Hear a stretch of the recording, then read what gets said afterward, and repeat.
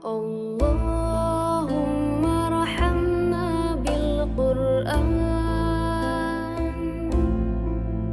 waj'alhu lana imaman wa nuran wa hudan. Ya, karena kan sebagaimana doa kita, Rabbana hab lana min azwajina wa dzurriyyatina qurrata a'yun. Jalur seperti itu, minta kayak gitu, begitu dikasih kok nggak mau. Kapan? Kita minta sama Allah, ya Rabb kami, berikan kepada kami istri yang menyejukkan pandangan kami, yang menyejukkan hati kami. Istri yang gimana? Istri yang salihah. Istri yang salihah, yang ikut membantu pendidikan anaknya, yang ngaji, taat beragama itu. Nah, ketika kita minta itu kok justru kita tolak. Nah, itu kayaknya enggak banget ya, enggak banget. Kapan? Misalnya ketika istri ingin menjadi baik tetapi suami tidak memfasilitasi. Tidak memfasilitasi baik dari sisi fasilitas sarana, waktu, ya, atau bahkan justru menghalangi, ya, menghalangi, ya. Misal ketika mau datang ngaji, udah di rumah saja, ya. Misalnya apa, ngomong anak atau jago warung misalnya, nah, kayak gitu. Nah, itu satu contoh, ya, satu contoh di kehidupan nyata, ya. Dan saya yakin tidak ada ya di sini ya kok sampai seperti itu ya. Sementara di luar itu pengen ada banyak laki-laki, ada banyak suami yang menginginkan istrinya itu menjadi baik, membujuk istrinya agar ngaji, agar tutup aurat. Kalau keluar itu jangan dandan yang minor-minor misalnya kayak gitu. Nah, sekarang kita diberikan oleh Allah Subhanahu wa taala istri yang mau sholihah. Nah, itu mestinya kita katalisator. Ya. Karena sebaik-baik perhiasan itu yaitu ya, wanita yang sholihah itu. Ya, nah nanti kita akan tinjau lagi bagaimana itu kita akan hubungkan dengan materi kita hari ini. Materi kita hari ini, materi utamanya adalah bagaimana kita menumbuhkan tauhid pada anak. Ya, tauhid itu satu dakwah dari Nabi SAW yang utama, karena fase Makkah itu memang diawali dengan menanamkan tauhid pada para sahabat. 10 tahun di fase Makkah itu materinya tentang hal itu, bagaimana mereka beriman kepada Allah Subhanahu wa taala, sehingga pada saat fase Madinah, saat itu banyak turun syariat, mereka tinggal sami'na wa ata'na. Kenapa? Karena tauhidnya bagus, akidahnya kuat. Jadi ketika disuruh ini dan itu para sahabat nggak tanya ini hukumnya apa sih, makruh apa haram gitu. Ini hukumnya apa sih, wajib atau sunnah? Enggak. Mereka tidak bertanya seperti itu. Begitu ada perintah mereka laksanakan, begitu ada larangan mereka jauhi.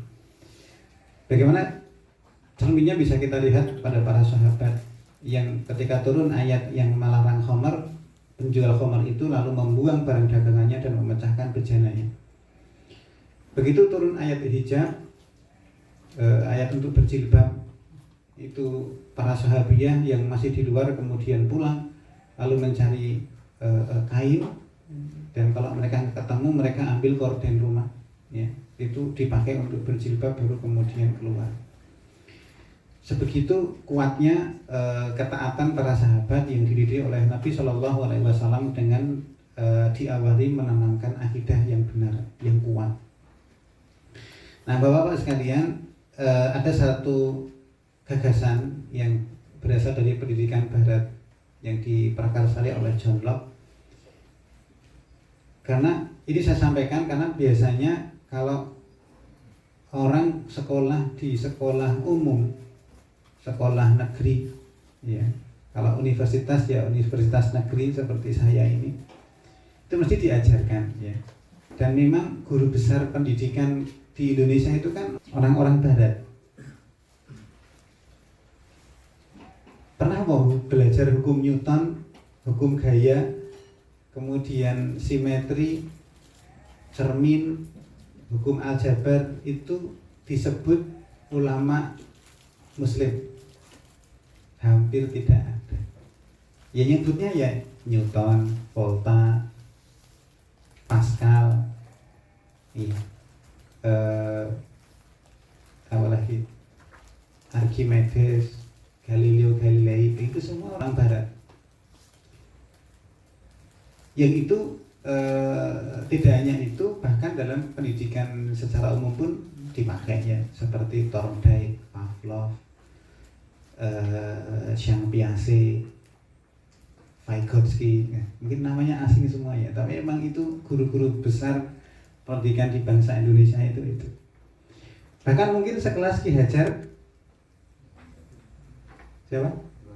Dewantara. Siapa itu gurunya? Ada yang pirsa? Gurunya Ki Hajar Dewantara? Froebel. Iya, Froebel Eropa. Iya, itu pun guru dari Ki Hajar Dewantara. Nah, jadi ada satu gagasan dari Barat ya, yang mengatakan bahwa anak itu adalah satu kertas kosong yang belum terisi apapun, tercoret-coret apapun. Namanya gagasan tabula rasa ya. Tabula rasa yaitu bahasa Latin ya, bukan rasa bahasa Indonesia ya. Tabula rasa itu bahasa Latin yang menunjukkan atau maknanya adalah kertas kosong. Anak lahir itu isinya nggak ada, kosong. Nah nanti ketika mereka tumbuh akan diisi, dicoret-coret dirinya itu dengan oleh lingkungannya. Nah lingkungan itu termasuk orang tua, teman sepermainan, sekolah dan seterusnya. Ya. Orang kalau di masyarakat nyebutnya fitrah, ya, putih bersih gitu. Padahal sebenarnya fitrah itu bukan itu ya. Fitrah itu bukan itu. Yang jadi penyakit kan kalau sudah selesai puasa Ramadan kan terus berasa fitrah, ya, merasa sudah tidak punya dosa. Kenapa? Habis selesai Ramadan. Padahal aslinya fitrah itu bukan itu maknanya. Kan Idul Fitri kan menggunakan fa, to, dan ro ya. Dari kata-kata iftar yang artinya berbuka. Jadi hari-hari puasa menjadi hari-hari berbuka. Nah itu maknanya Idul Fitri ya, bukan fitrah ya. Kembali ke sini. Baik, hal itu sangat bertentangan dengan apa yang digagas apa yang disampaikan oleh Rasulullah SAW ya. Beliau mengatakan kullu mauludin yuladu 'alal fitrah. Setiap bayi yang lahir itu berada di atas fitrahnya, kata Rasulullah. Jadi fitrah itu apa? Apa yang sudah sejak lahir dibawa, yang itu diikrarkan saat kita masih di dalam rahim. Ketika ditanya alastu birabbikum, apakah kamu bersaksi mengakui aku ini Tuhanmu? Maka bala syahidna, iya benar, kami mempersaksikan. Maka sebetulnya ketika kita di dalam rahim itu sudah mempersaksikan bahwa Allah itu adalah Roh. Dan ketika keluar dari rahim, kita berada dalam keadaan Islam. Nah, kemudian Rasulullah mengatakan fa'abawahu yuwahidani au yunasrani au yunajisani. Lalu ayahnya lah yang menjadikan dia Yahudi, Nasrani atau Majusi. Fa'abawahu bisa juga dimaknai orang tua, tetapi pimpinannya adalah bapak. Yang menjadi komandan kalau di rumah itu kan bapak. Hampir setiap mengambil keputusan itu bapak. Maka tanggung jawab pendidikan dan tanggung jawab keluarga nanti kalau sudah di padang mahsyar, bapak yang ditanya. Bagaimana tanggung jawabmu terhadap istrimu? Apakah kamu sudah mendidik istrimu ilmu agama dengan baik sehingga dia menjadi istri yang salihah? Apakah kamu didik anak-anakmu dengan baik sehingga dia menjadi anak salih dan salihah? Terus nanti jawab, belum, saya tidak ngerti ilmu agama. Ya wis, sudah ngaji belum? Sudah. Lalu untuk ngejar apa? Ya kalau gitu saya kirimkan istri saya ngaji di tempat ustaz-ustazah. Saya kirimkan anak-anak saya ke sekolah di mana saya tidak bisa mengajari. Nah itu usahanya itu. Bukan berhenti. Misalnya kita tidak bisa ngajari istri kita ilmu agama. Terus gimana? Ya sudah biarkan aja di rumah. Nah itu keliru. Nanti oleh Allah akan ditanya, gimana sih qawamahnya? Bagaimana kepemimpinan Anda ketika dalam rumah tangga? Apakah Anda menjadikan istri Anda itu istri yang ngaji atau justru di rumah tanpa ilmu agama, tidak belajar? Ya. Di Kota Darussalam tempat anak saya sekolah itu juga ada kajian parenting. Dan presentasi saya yang datang itu senantiasa di atas 99%.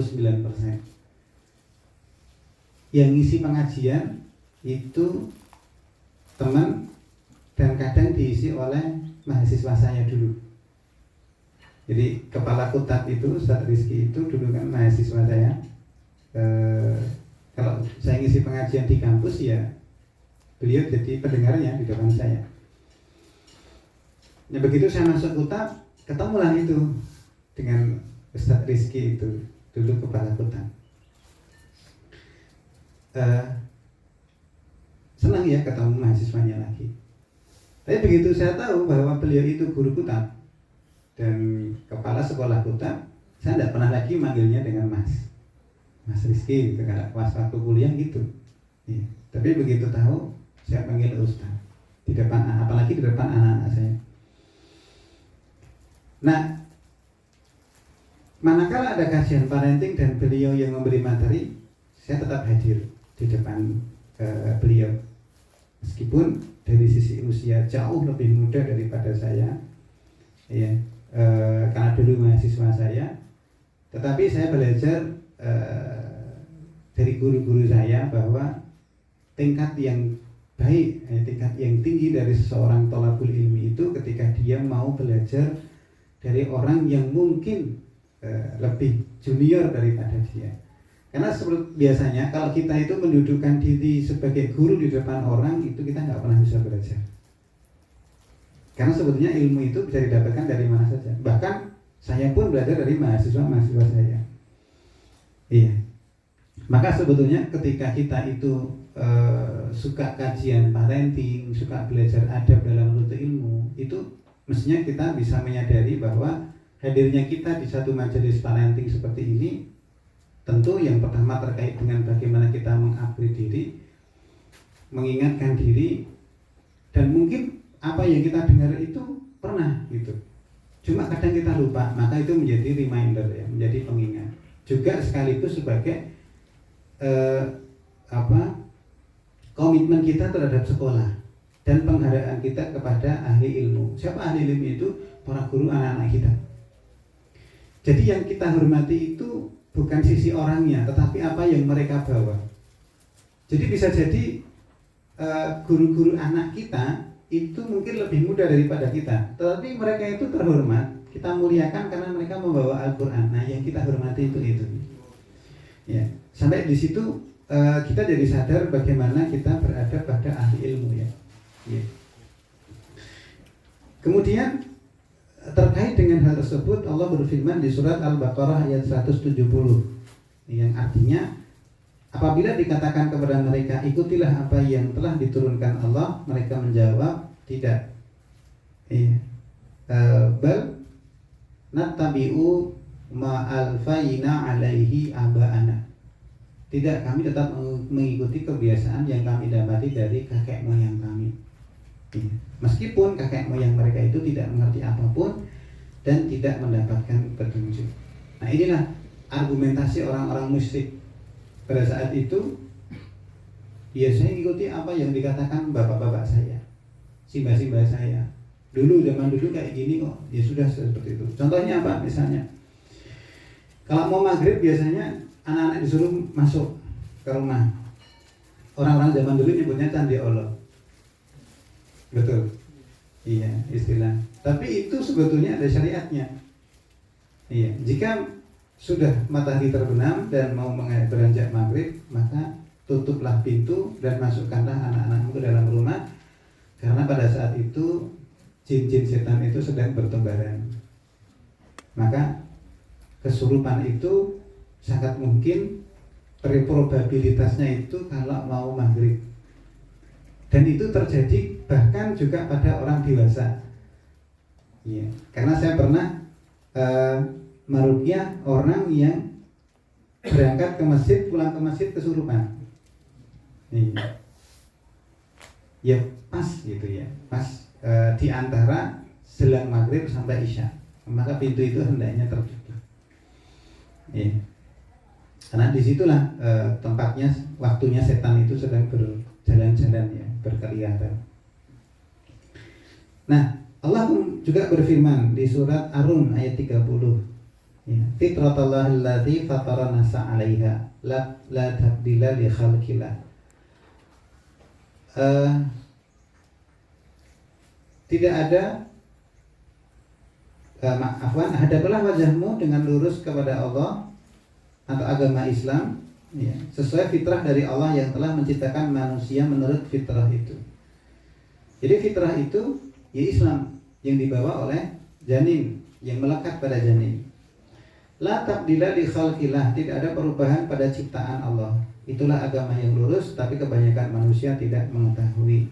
Ya, ini dimaknai bahwa sejak lahir itu anak itu berada dalam keadaan fitrahnya. Dan tidak masuk surga kecuali orang yang berada dalam keadaan fitrah, yaitu Islam. Jadi lahir itu dalam keadaan Islam, matinya itu dalam keadaan Islam. Cuma ketika dewasa, itu tadi yang kata Rasulullah,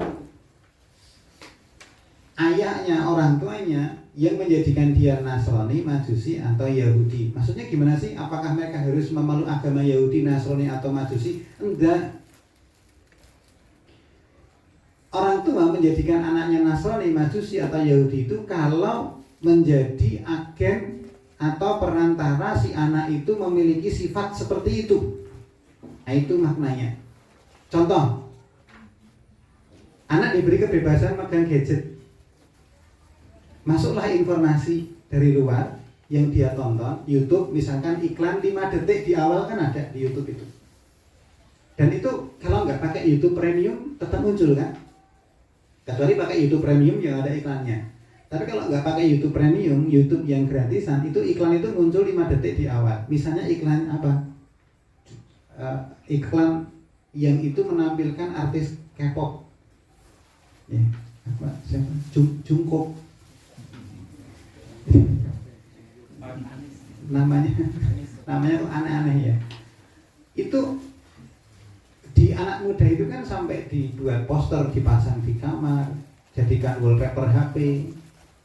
Bahkan mahasiswa itu menggunakannya sebagai profil picture. Anak putri WA saya, mahasiswi, tapi kok gambarnya artis Korea. Iya. Nah, ketika orang tua itu memberi sarana sehingga informasi yang itu masuk, maka anak-anak itu berperan atau berperilaku sebagaimana yang dia lihat. Bapak-bapak, anak SD itu, anak kecil sebelum SD juga, itu mereka kalau melihat itu cepat sekali menirukan. Cepat banget menirukan. Saya melihat anak saya yang usia 3,5 tahun, 3 tahun, itu saja melihat sekali itu diduplikat. Baik itu dari sisi perilaku maupun dari sisi ucapan. Saya tidak pernah ngajari anak saya, astagfirullahaladzim kok ya gitu ya. Itu saya tidak pernah ngajari. Suatu ketika saya menjatuhkan sesuatu, anak saya yang 3,5 tahun itu bilang itu, astagfirullahaladzim bapak. Saya tidak pernah ngajari. Loh, nanti kalau ada kaget atau apa, dikir ya, jangan ngomong yang lain-lain. Kan biasanya kan mentok-mentoknya kan kalau ada sesuatu musibah kan misuh. Wah anjir gitu kan kalau anak muda. Nah itu didengar anak-anak, ditiru Pak. Nah, ketika saya menjatuhkan sesuatu mengakhirkan anak saya bilang itu astagfirullahaladzim bi Pak, Masya Allah, dengan ucapannya itu saya tidak ngajarkan. Cuma saya hanya ngomong itu atau ibunya ngomong kayak gitu, setiap kali ada refleks anak dengar. Nah, artinya fitrahnya anak itu gampang diajari karena memang sudah tertanam dalam diri mereka. Allah sudah tanamkan, jalannya tinggal ditumbuhkan. Bukan kosong, Pak. Sudah membawa fitrah akidah, tinggal kita tumbuhkan, kita pupuk. Siapa yang pupuk? Yang paling dekat siapa? Yang paling banyak?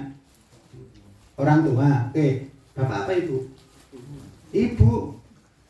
Bapak ini keluar nyari duit. Ayahnya keluar nyari uang, mencari nafkah untuk keluarga. Tidak banyak interaksinya dengan anak-anak. Yang paling banyak ya ibu. Sejak lahir. Bobot ketika sudah perlu ditiupkan diajak ngomong itu adik bayinya, dilus-elus, bacakan Al-Quran. Loh, gimana orang bisa didik dengan baik dari sejak kandungan, mau bacakan Al-Quran, mau teko tangsin ora entuk karo bapakne. Bi, izin ya tangsin wis nang omah wae. Ngopo mijeti aku ngene. Misale lho. Misale. Bi ngaji ya, tak ngaji ya wis nang omah wae. Masak, masak to. Jaga tuku, jaga warung. Warisan gue PKK ngono bane ngaji. Ya Allah. Artinya itu bisa dikelola, ya bisa dikelola. Masak, pekerjaan rumah dan seterusnya. Itu utama, ya itu utama. Ya nek bisa ada yang ngerewangi, ya bagus. Tapi bukan berarti kemudian menjadi babysitter. Ya. Nah, kalau babysitter betul-betul tidak dianjurkan ya, karena nanti yang ngomong bukan babysitter, bukan ibunya, tapi rewangi. Jadi dulang yo rewangi, ngomong yo rewangi, wis ngono dirabi wae rewangi. Rampung. Aneh toh? Ada suami istri semuanya bekerja. Suami bekerja, istri bekerja. Nanti gajinya istri buat bayar rewang. Lho dirabeni wae rewangi. Bojone kan mbut gawe kan aku tak rabi karo rewange sing ngopeni ya rewangku, dudu kowe, gampang. Ya, mungkin seperti itu. Ya. Tapi tidak, kita enggak gitu. Ya, jadi gitu Bapak-bapak. Nah, bagaimana cara kita menjaga fitrah kita, menanamkan tauhid pada anak-anak? Yang pertama adalah pahami bahwa mendidik anak itu ibadah. Kenapa? Settingan kita itu sakjane dibuat oleh Allah Subhanahu wa taala, dikreat oleh Allah itu untuk ibadah. Wa ma khalaqtul jinna wal insa illa liya'budun. Allah itu tidak akan menciptakan jin dan manusia. Wa ma khalaqtul jinna wal ins, tidak diciptakan. Tapi ada pengecualian, Pak. Illa liya'budun, kecuali untuk ibadah. Sudah.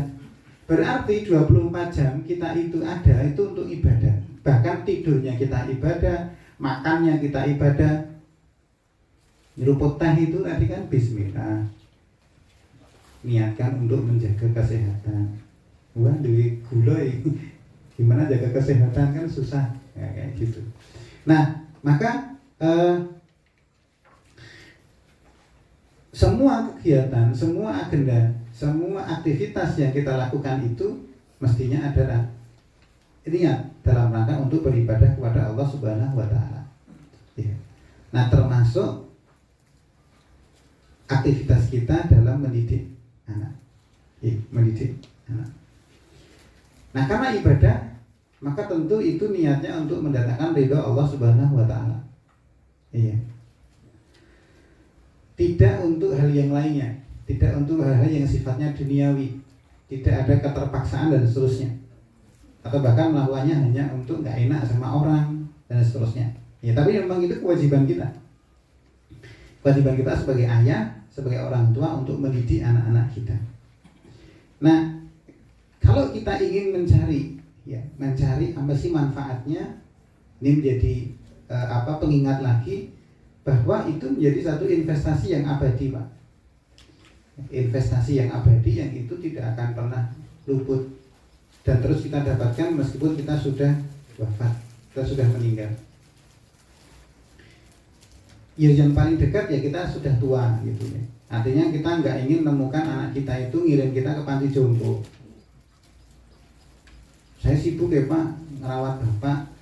Udah ya di panti jompo saja ya tak bayari guys. Saya kaya kok Pak, saya punya uang untuk itu. Nah anak yang soleh, solihah, tidak akan kayak gitu Pak. Ya, itu yang adanya ada di sinetron. Tapi di kehidupan sehari-hari ada nggak? Banyak. Itu panti jompo itu ada banyak itu. Dan saya juga pernah melihatnya secara langsung. Iya. Jadi orang tuanya itu digawe ke kamar jelepit di belakang. Dirawat, yang rawat siapa? Pembantunya. Jadi orang tuanya cuma nggak usah kerja, sibuk. Yang mandikan siapa? Pembantunya. Rewangi, bukan anak kandungnya. Padahal dulu ketika bayi dia yang mandikan ibunya, iya kan? Ibunya sudah sepuh, kan mestinya oh dulu ibu saya itu mandikan saya ketika saya kecil. Mestinya ketika ibu saya sudah sepuh gantian saya yang mandikan. Mawii kalau pipis, kalau buang air itu dan seterusnya. Nah, anak yang soleh, solihah itu kayak gitu Pak. Nanti kalau kita sudah tua, dia akan perhatikan kita. Dia nggak akan ngirim kita ke panti jompo. Lama nih panti jompo aja kata saya sibuk. Tak bayarin nanti. Saya bayar orang untuk itu. Ya, itu yang paling dekat Pak, yang bisa kita ambil manfaatnya di dunia. Kemudian ada satu hadis yang diriwayatkan oleh Ahmad. Rasulullah SAW bersabda, sungguh Allah benar-benar mengangkat derajat seorang hambanya yang soleh di surga. Maka ia pun bertanya, wahai Rabbku, bagaimana ini bisa terjadi? Allah menjawab, berkat istighfar anakmu bagimu. Kan kita diajari, Rabbi firli wali walidayya warhamhuma kama rabbayani shaghira. Pak, kalau kita doa itu, orang tua kita yang sedang di alam barzah itu terangkat derajatnya. Iya, terangkat derajatnya. Nah, kalau kita ingin itu ada pada diri kita, berarti kita siapkan anak-anak kita sejak sekarang. Sehingga nanti dewasanya itu mendoakan kita, Pak. Bukan ngejar, bukan membiarkan. Ketika dia itu berdoa untuk dirinya sendiri, minta ampunan, dia nggak akan lupa orang tuanya. Menyakitkan kalau kemudian mereka berdoa untuk diri mereka sendiri, tapi kita dilupakan. Gara-gara apa? Kita nggak pernah mempedulikan mereka saat kecil. Kita nggak didik mereka dengan baik. Iya. Nah maka Pak, kita ambil peran sebanyak mungkin dalam pendidikan anak. Sesederhana misalnya kita ngajari baca Al-Fatihah kepada anak-anak kita. Maka setiap anak kita nanti dewasa, mereka membaca Al-Fatihah, kita dapat pahalanya. Bukan gurunya Pak yang dapat pahalanya, tapi kita sebagai orang tua. Jikapun tidak, maka kita bisa kirim mereka ke sekolah, kita fasilitasi. Atau kalau kemudian kita terlalu sibuk, berarti istri kita nggak bisa ngajari istri kita, kirim istri kita untuk belajar tahsinul qiraah, belajar baca Al-Quran, biar dia bisa ngajari anak-anak kita di rumah. Gitu. Nah Bapak-Bapak sekalian, ketika Allah memberikan anak kepada kita, itu pasti Allah sudah mempersiapkan kesanggupannya. Artinya la yukallifullahu nafsan illa wus'aha. Allah nggak mungkin membebani kita itu keluar dari kesanggupan kita. Maka nggak ada Pak yang namanya bunuh diri, seperti yang belakangan marak. Dan Pak, yang kebanyakan bunuh diri itu mahasiswa ya Pak. Betul. Depok, di Sleman itu dalam 1-2 bulan terakhir saya dengar kabar itu 3 mahasiswa bunuh diri. Sana ada kampus UNY ya, Ring Road. Ya gitu. Kalau enggak karena stres kuliah, ya berarti stres karena ditinggal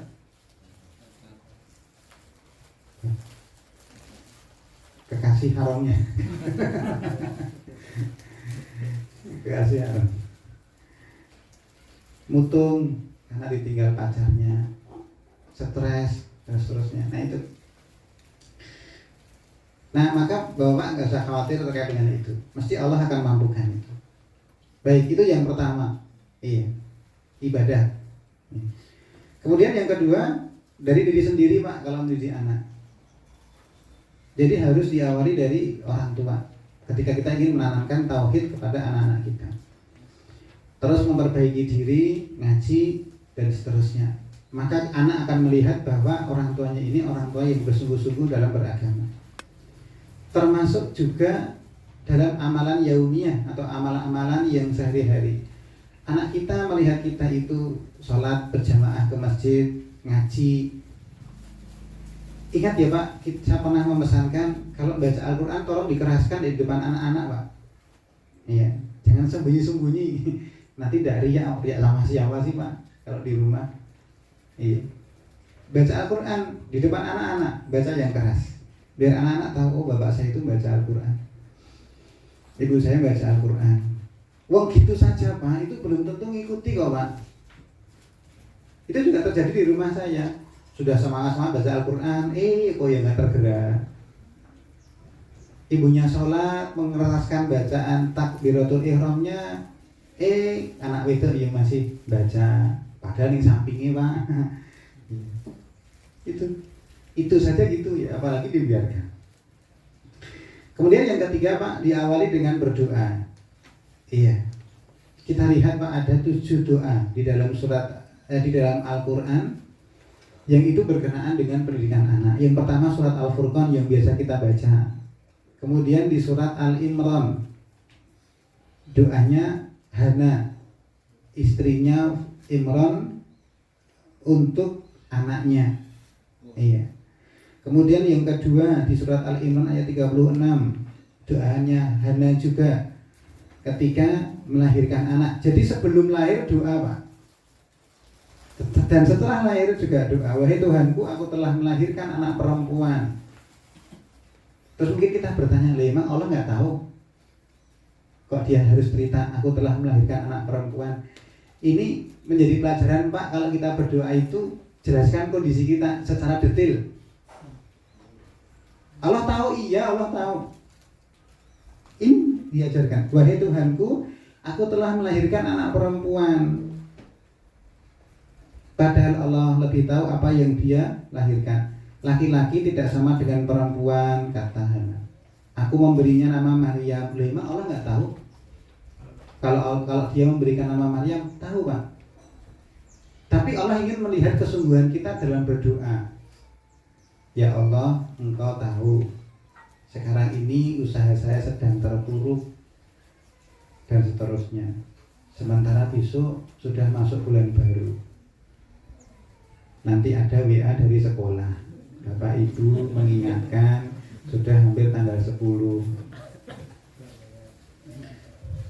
Tolong ya Allah mudahkanlah saya. Minta Pak sebanyak mungkin Pak.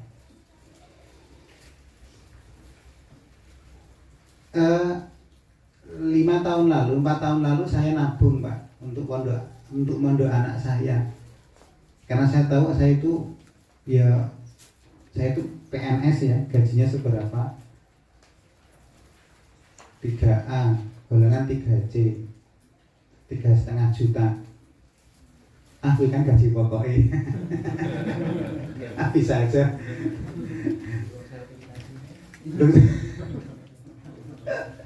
Belum sertifikasi dosennya ya. Nanti ada remunnya ya Pak ya. Terus ada proyek gitu ya. Ya Allah. Tapi ya segitulah Pak. Ternyata kok dulu dapat gaji 1,8 juta awal saya jadi PNS itu cukup. Ternyata setelah gajinya naik kok ya cukup. Artinya kok ya segitu ya pengeluarannya ya. Enggak kemudian terus jadi kayak dulu waktu 1,8 juta sehingga saya bisa nabung banyak. Enggak Kalau dulu 1,8 juta ketika saya jadi PNS pengeluarannya 1.500.000 misalnya. kok sekarang kok ya tambah gitu. Iya, jadinya ya podo wae. Masih misteri. Gitu. Kayak pas. Saya cuma berdoa, ya Allah, mudahkanlah saya mondokkan anak saya di tempat yang memang buat anak saya jadi baik. Ada cerita, Pak, yang itu menjadi pengalaman berharga, mudah-mudahan jadi pengalaman pelajaran untuk Bapak Ibu, Bapak-bapak sekalian. Saya dulu ketika mau mondokkan anak saya dapat satu pondok yang murah, Pak. Masuknya cuma 14 juta. Salman Al-Farisi namanya, punya dulu Ustadz Sanif yang menjadi foundernya.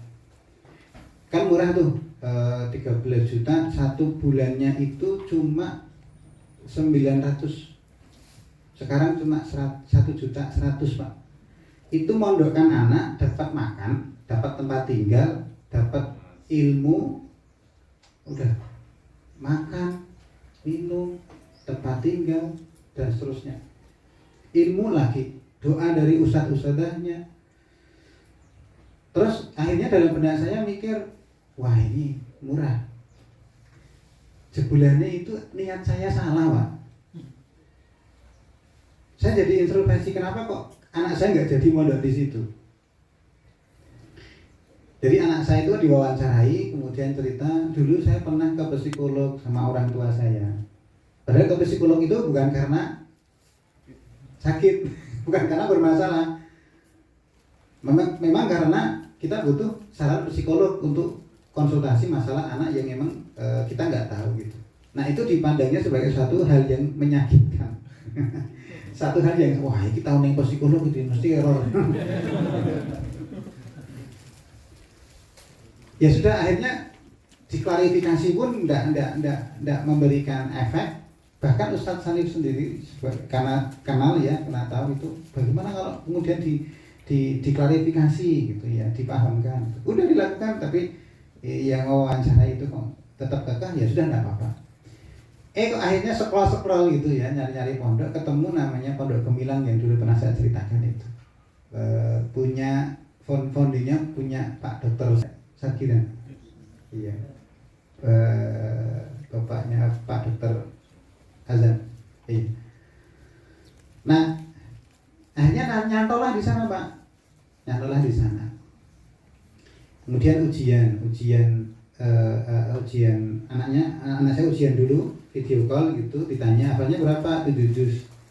Kemudian yang menarik ujiannya itu mendadak, Pak, mendadak dengan bentuk pertanyaan yang mendadak.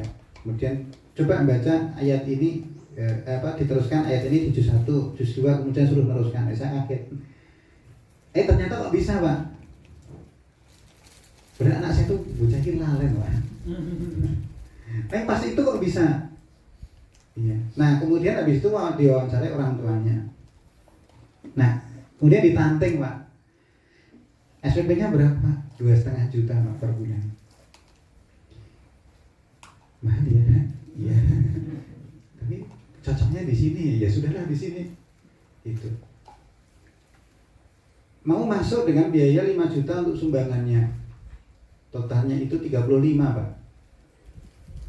Terus di WA dari sana, kami harapkan sumbangannya di awal itu bukan 5 juta, tapi 15 juta. Sudah dari siapa? Dari sana. Sudah tidak apa-apa.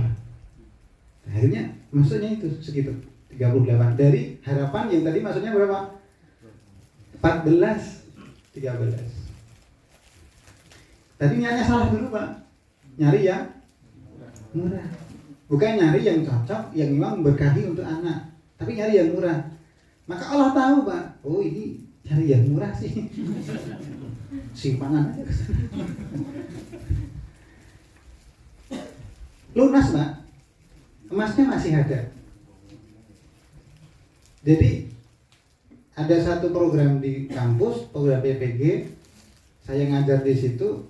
Pas waktu pelunasan pondok, honor itu cair. Honor itu cair. Seberapa? Segitu. Jadi gini ya, Pak, seret itu ya. Saya di sini kan, cemplung langsung. Iya. Makanya Allah itu menitipkan rezeki anak-anak kita itu di kita Pak, di orang tua Pak. Jadi kalau sudah seusia kita ini ya sudahlah Pak, untuk gayanya itu udah dulu. Kalau mau gaya-gaya, mau pakai yang aneh-aneh itu wis lah rampung Pak. Usia 40 itu udah off Pak. Wis nata hidup untuk ke akhirat, kebutuhannya sudah untuk anak dari sisi kita, investasikan untuk pendidikan anak-anak kita. Mahal juga poin dilakoni bisa-bisa mungkin. Allah nanti yang mampukan. Seperti bak truk Pak, sing penting nah itu Pak. Insya Allah ada jalan di situ. Nah itu Pak. Maka kalau kita milihkan sekolah untuk anak kita, itu pertama jangan lihat itunya Pak. Wah murah. Wah nanti aduh ya jaraknya jauh. Anak saya juga suka terlambat, padahal dekat. Cuma Kutap dari kota gede, dari Tegalgendu itu tidak sampai 5 menit Pak. Nyatanya anak saya terlambat, maksudnya nyindir saya sendiri ya. Oh yang ngeterke saya. Jadi jarak itu bukan alasan untuk kemudian wah nanti aduh ya nanti sok telat. Nyatanya saya yang dekat ya telat toh Pak. Apalagi yang jauh. Nah terus gini Pak. Saya bawa anak saya ke rumah guru saya, guru anak-anaknya, anak-anak saya maksudnya. Rumahnya itu jalurnya dari sini ke sana, mojok sana, itu sampai begini Pak. Saya lupa nama daerahnya, tapi masya Allah aduh ya Pak itu. Terus anak saya tak ajak ke sana, kemudian saya tanya, "Nok, gurumu tahu telat lah dengan sekolah?" "Ya, pernah tahu." Itu rumahnya kayak gitu itu. Itu bangunnya pagi. Jadi saya itu punya masalah di rumah itu ini bangun pagi itu rada angel Pak. Gitu. Jadi jangan berpikir oh itu anaknya Ustaz Iqbal itu mesti rajin itu bangun subuh itu. Ya udah juga kok Pak. Enggak juga. Nanti saya larinya ke itu Nabi Nuh Pak.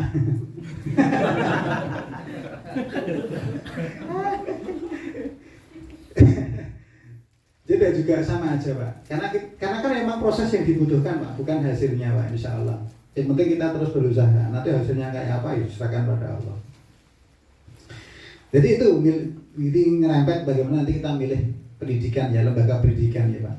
Jadi dengan niat, dengan doa itulah ya Pak yang kemudian Allah akan mengarahkan kita ke lembaga pendidikan yang memang diberkahi lah ya, diberkahi. Tentu itu perlu diperhatikan Pak.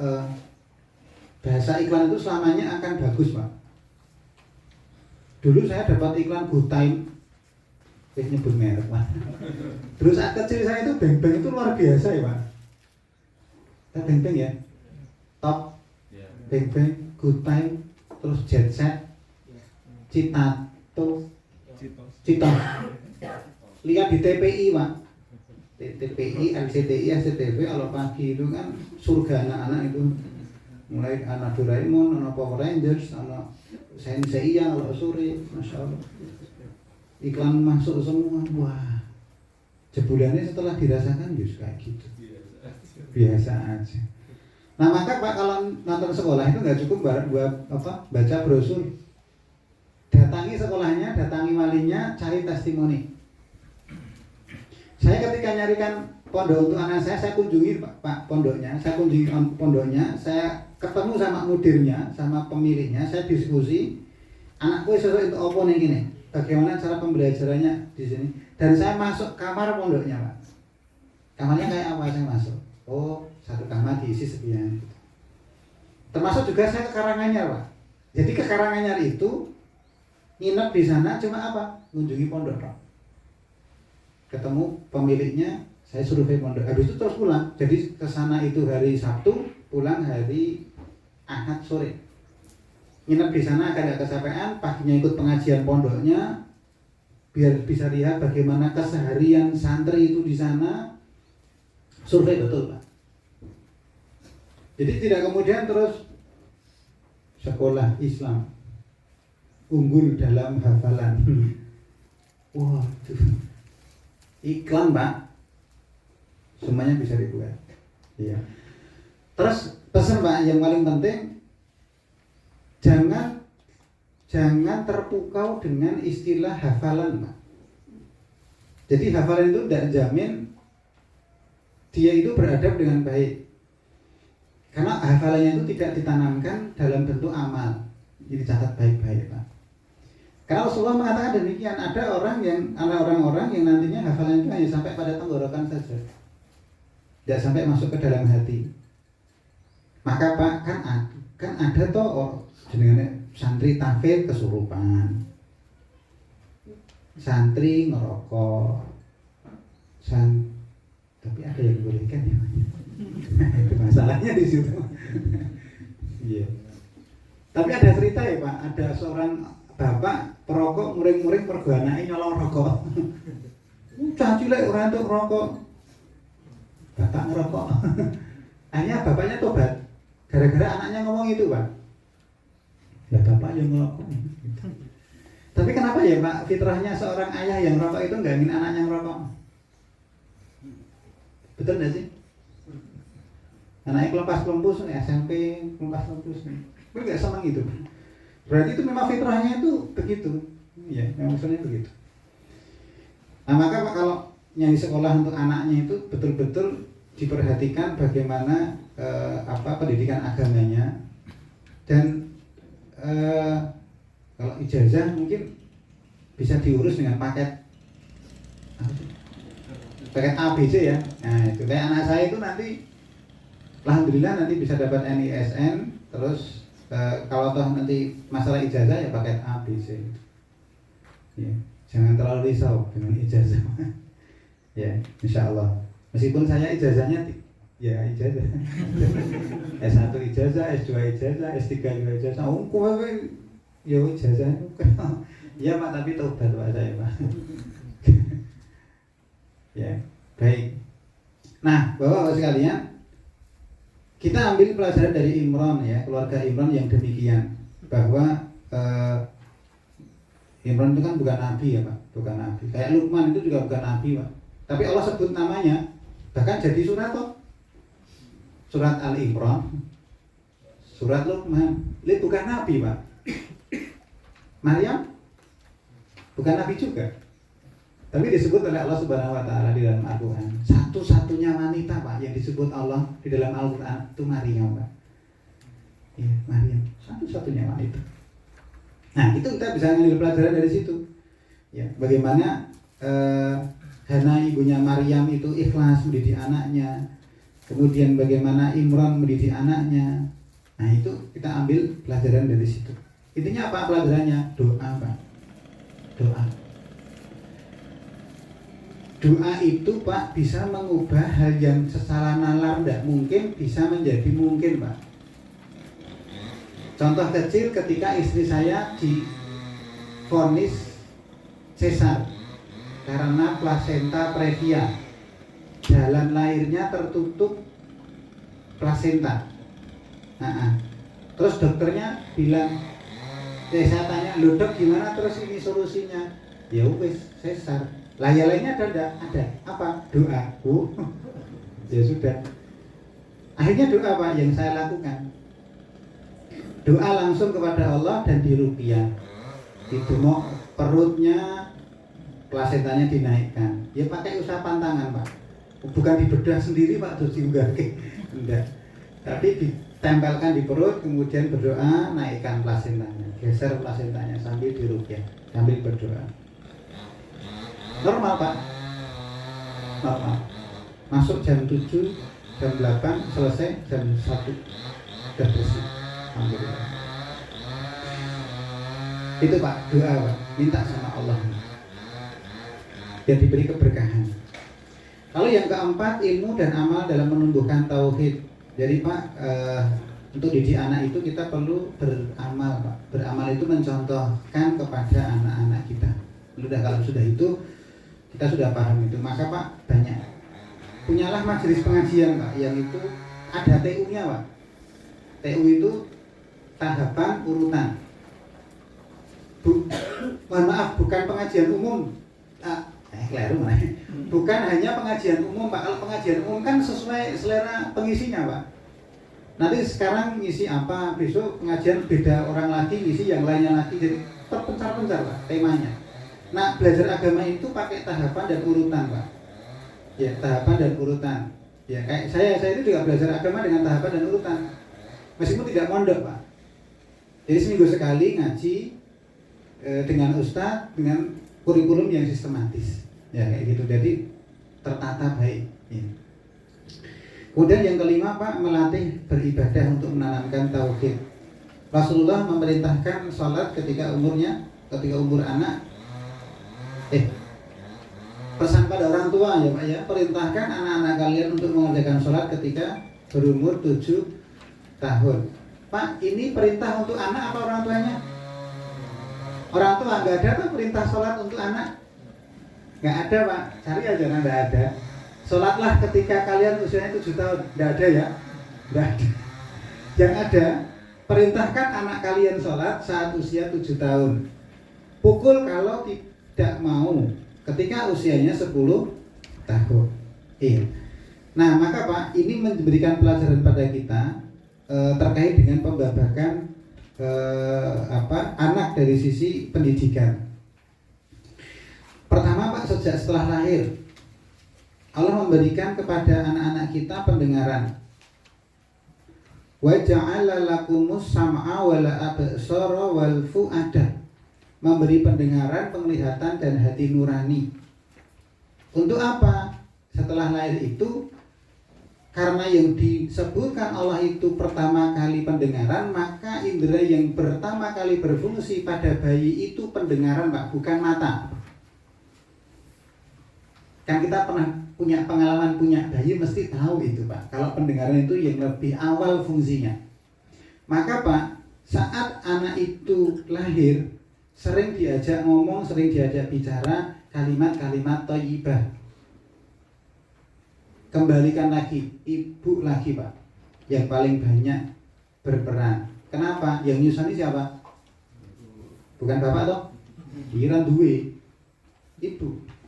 Saat menyusui ada interaksi batin antara ibu dengan anak. Maka Pak, jangan buat ibu stres ketika hamil dan menyusui. Kalau ibunya stres, menyusui terasa oleh anak, maka anaknya juga ikut stres. Selama berapa? 2 tahun. Berarti ibu itu jadi ratu selama 2 tahun. Aku ngongkon bojone. Bukan itu Pak maksudnya ya. Maksud saya itu kita sadar istri saya tidak boleh stres, maka ada beberapa pekerjaan seorang istri yang sedang menyusui itu kita bisa ambil alih. 2008 saya menikah, istri saya nggak pernah ke pasar Pak. Saya yang ke pasar belanja untuk membentengi dari ikhtilat. Iya. Ngepel, nyuci, masak, itu saya juga melakukan. Kenapa? Kan Rasulullah juga membantu pekerjaan rumah tangga istri. Bahkan Rasulullah menjahit sendiri bajunya yang robek. Artinya kalau itu dilakukan dalam rangka kita ittiba, dapat pahala. Iya. Jangan gengsi Pak. Iya, jangan gengsi. Emang seperti itu. Perlu satu kerjasama yang baik antara suami dan istri. Nanti kalau menang-menangan, itu bisa itu istri mengatakan, aku wis mateng kok. Kowe ngopo? Gawe kowe mateng. Ayo. Itu menang-menangan itu repot banget Pak itu. Saya sudah mengandung, saya sudah melahirkan, saya sudah menyusui. Itu kita nggak bisa gantikan 3M-nya itu Pak. Iya. Nah maka kita ganti dengan hal-hal lain yang itu bisa menenangkan istri. Iya. Maka membaca Al-Quran saat bayi, masih bayi, kemudian saat anak-anak itu efeknya luar biasa.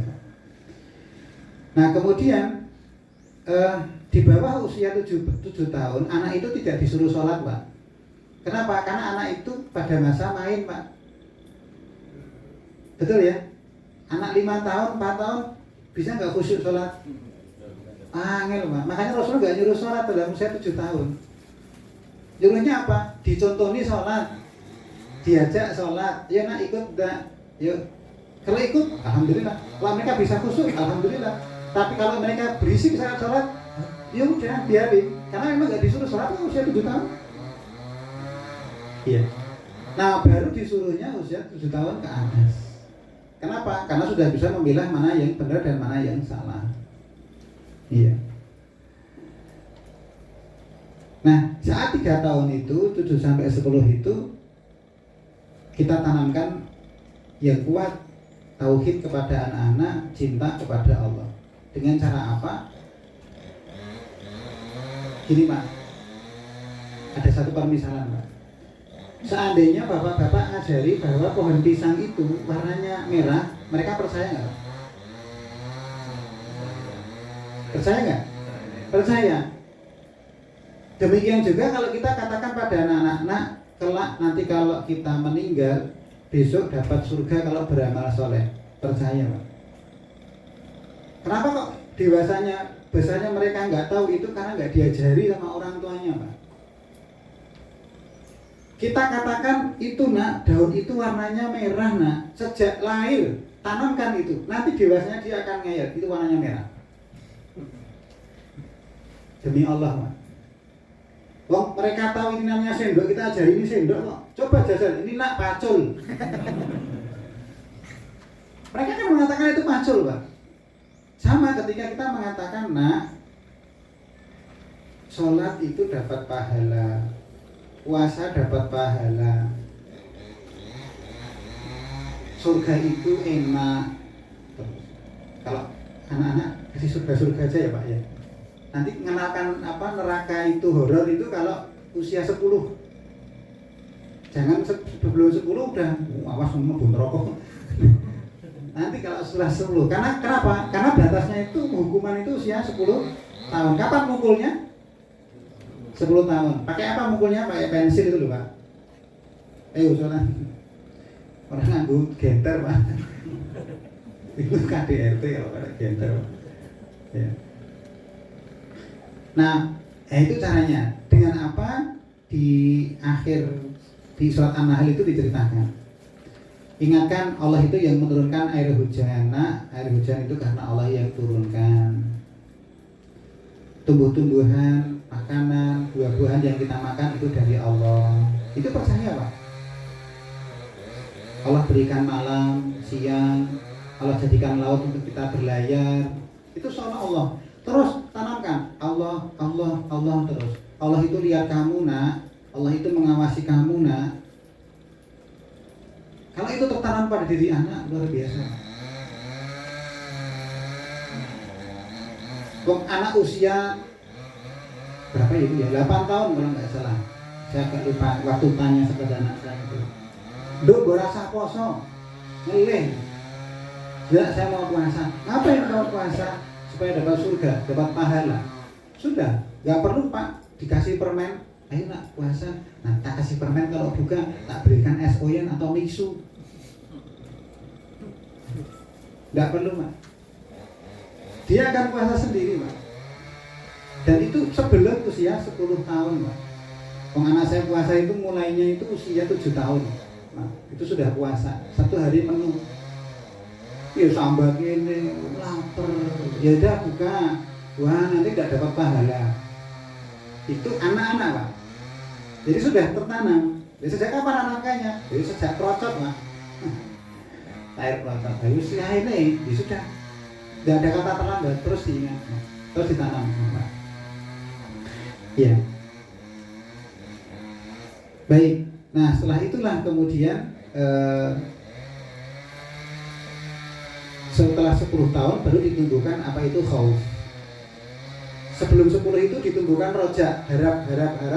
Nah setelah 10 tahun baru ditumbuhkan khauf, takut terhadap azab, Allah akan mengazab kalau enggak taat. Nah, baik. Nah itu Pak, bagaimana cara kita menumbuhkan tauhid ya, akidah terhadap anak-anak kita. Tentu itu diawali dengan orang tua. Maka sekali lagi itu kerja jamaah Pak, amal jama'i antara ayah dan bunda, antara bapak dengan istri, sehingga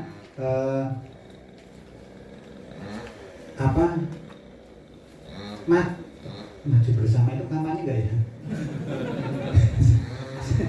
Saya pernah lihat di jalan itu ada. Pokoknya baik bersama lah ya. Suami, istri, disempuyung bareng gitu Pak. Jangan justru menjadi antitesis. Ya, jangan jadi antitesis. Istrinya dulu yang sudah tobat, karena yang pihak suami itu belum tobat, bagaimana caranya agar si istri itu tidak tobat? Ben apa? Ben podo karo aku yo gengsi no, masa istriku wis tobat aku belum tobat. Caranya gimana? Kalau begitu istri saya jangan tobat. Kok nek omah rasa ngaji ben podo aku. Loh, bukan, Pak. Caranya enggak gitu. Oh, kalau begitu saya akselerasi diri saya agar seperti istri saya. Alhamdulillah saya itu di rumah punya istri yang perbendaharaan katanya itu banyak, Pak. Maksudnya apa?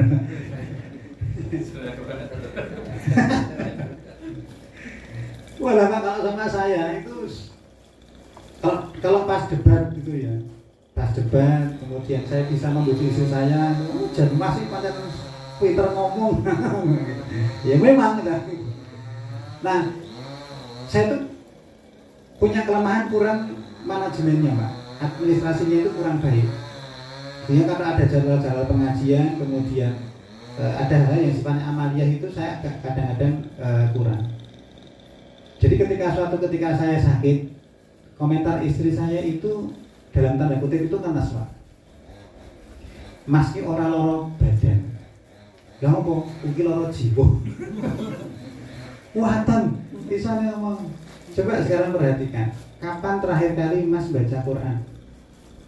Kapan terakhir kali Mas tahajud? Pirang dino jal bolong. Tak pikir-pikir, oh iya.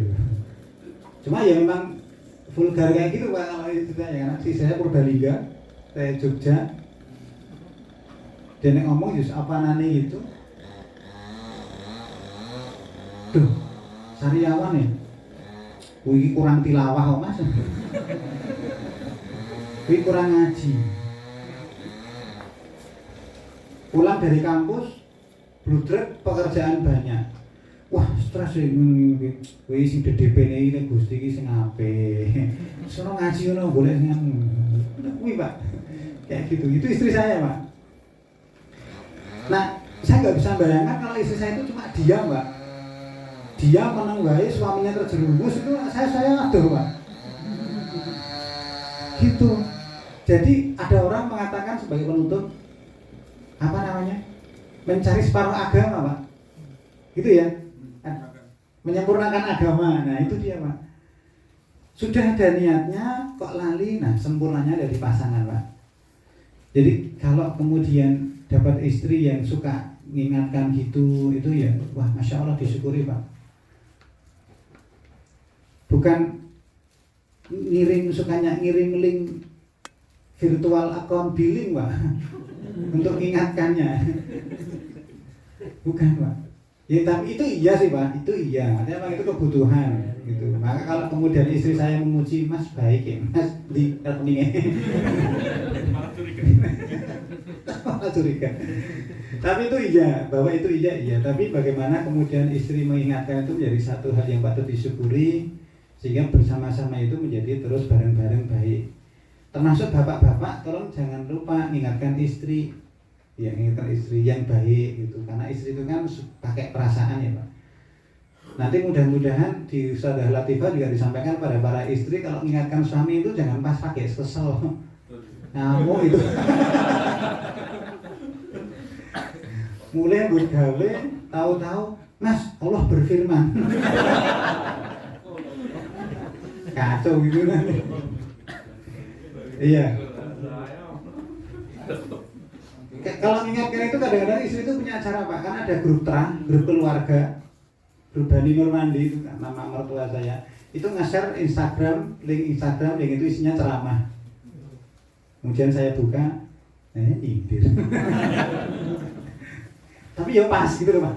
Tapi ya pas. Alhamdulillah seperti itu. Artinya Allah itu menurunkan, menjodohkan kita dengan istri yang demikian. Berarti Allah itu menghendaki kita menjadi baik, Pak.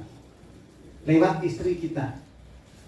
Jadi jangan kemudian kalau ya memang betul kadang-kadang istri itu kalau mengingatkan ya mungkin pas keliru gitu ya, Pak. Ya mungkin saya senang kalau diingatkan, tapi gimana kalau kemudian caranya begini gitu. Disepakati aja lah, Pak. Ya. Biar tidak kemudian mau wedok ngerti apa gitu. Jangan, Pak, ya. Jangan. Baik, seperti itu Bapak-bapak sekalian, mudah-mudahan bermanfaat untuk kita tadi ya maju bersama. baik bersama tadi. Allah Ta'ala alam. Saya kembalikan ke Pak Anang. Assalamualaikum warahmatullahi wabarakatuh. Allahumma rahamna bil Qur'an waj'al